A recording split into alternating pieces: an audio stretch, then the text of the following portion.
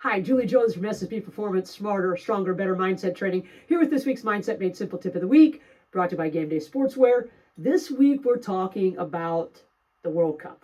Well, sort of. But there was a huge reversal yesterday, and we hope this benefits the U.S.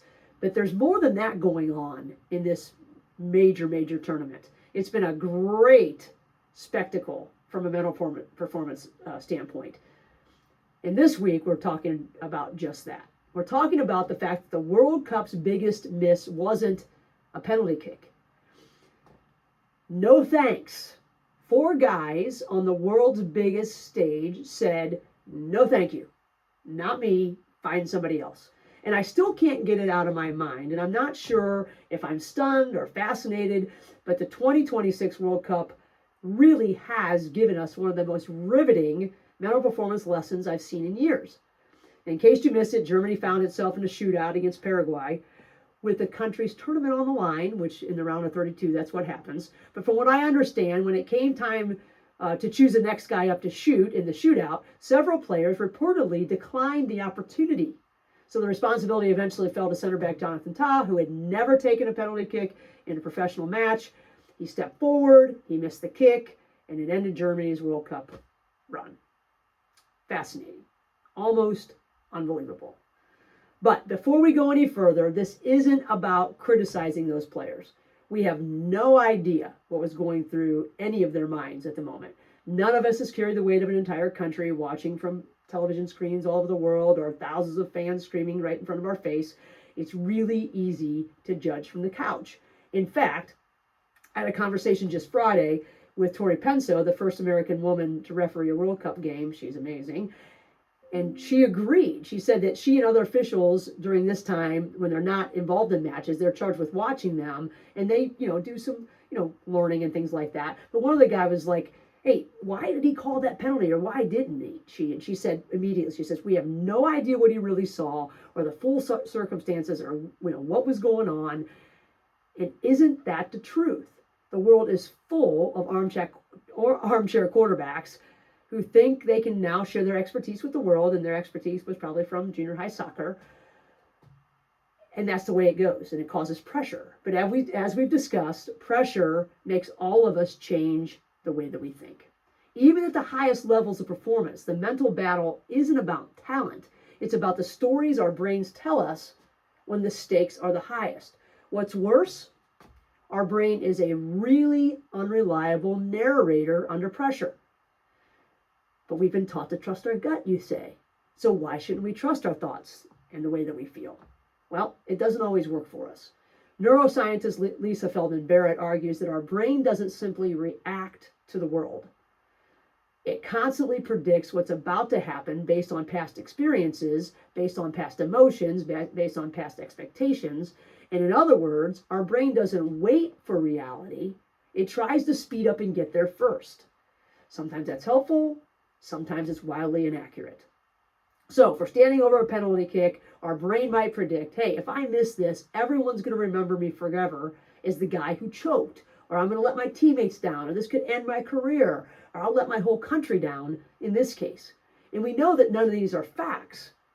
They're predictions. Yet, under pressure, our brains often treat these predictions as reality, because that's the way that they feel right there in that moment. The psychiatrist, easy for me to say, Aaron Beck, he's one of the founders of cognitive therapy, called these, all the thoughts that we're having, automatic thoughts.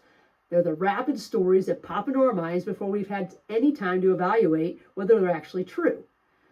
The problem isn't that we have these automatic thoughts. The problem is that we often believe them without questioning them.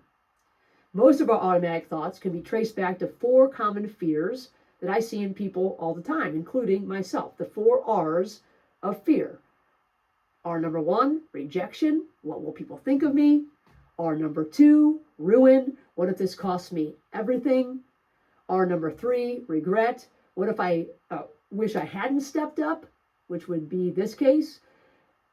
And R number 4, responsibility. What if I'm the reason we lose? And we know that's never the case. There are a million things that go wrong in a loss.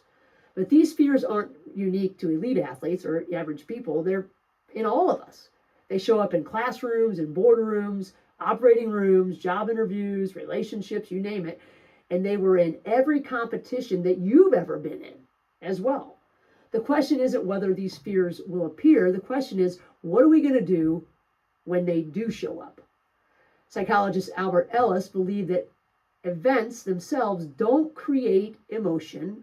Our beliefs about events create emotions. That's why he developed the ABCDE model, with one of its most powerful steps being disputation. This framework allows us to identify and challenge irrational thoughts that lead us to negative emotional consequences in situations, any kind of situation, really. So these letters, A, B, C, D, E, stand for A, activating event or adversity. B, beliefs, our beliefs about the event. What do we think about it? The consequences of the event, both emotional and behavioral, and some consequences are good, some consequences are not. D is disputing the irrational belief. So what do I believe and what's the truth about it? And then E, the effects or the new energy we feel after we go through this whole process. So in simple terms, we're challenging our story. When our brain says, I'm going to choke, we ask, is that a fact or is that a prediction? What evidence supports that thought? What evidence challenges it? What is a more accurate story? Do we have time to do that all the time? No, of course. But these are great questions to ask. It's much like Byron Katie's work. She calls it the work, actually, where she suggests that we ask 4 questions. Is it true? Can you absolutely know that it's true? How do you react when you believe that thought? And who would you be without that thought? Check out the work by Byron Katie. It's actually really good. In either of these frameworks, we're not replacing a negative thought with a positive one. It's not, rainbows and butterflies. We're replacing an inaccurate story with a more truthful one. And that's mental performance. And again, I realize all these questions can't be asked when we have little time on the pitch or in a meeting. However, if we plan for scenarios that challenge us, we give ourselves a fighting chance. What are some scenarios? If my name gets called, when I don't feel confident, when my heart starts racing, when the boss looks at me and says, hey, it's your time. When everyone's watching me, whatever it is, we then decide what we're going to do. And again, these questions can be asked really, really quickly. You're thinking anyway. Let's think about something that's going to help us. Here we decide, what will I say to myself? Where am I going to place my attention? What will I do? How can I change my breath?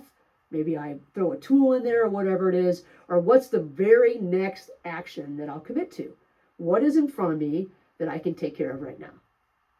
Again, let's not pretend we're not talking to ourselves anyway. That's what got us into this situation in the first place. We are telling stories, we are predicting, we are time traveling, but we can ask questions as soon as those things pop into our head. We get to make the choice. So the next time that we notice fear creeping in, we're not trying to silence it. We're trying to get curious and ask some questions. We can ask all kinds of different things.